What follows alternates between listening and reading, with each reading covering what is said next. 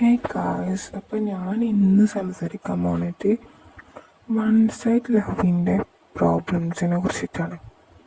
One side ലവിൽ കുറേ problems ഉണ്ട്.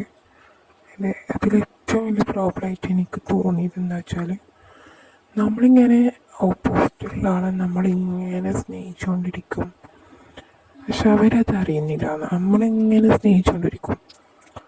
അപ്പോൾ എന്നിട്ട് നമ്മൾ ചിലപ്പോൾ അവരിൽ നിന്ന് എന്തെങ്കിലുമൊക്കെ എക്സ്പെക്റ്റ് ചെയ്യും.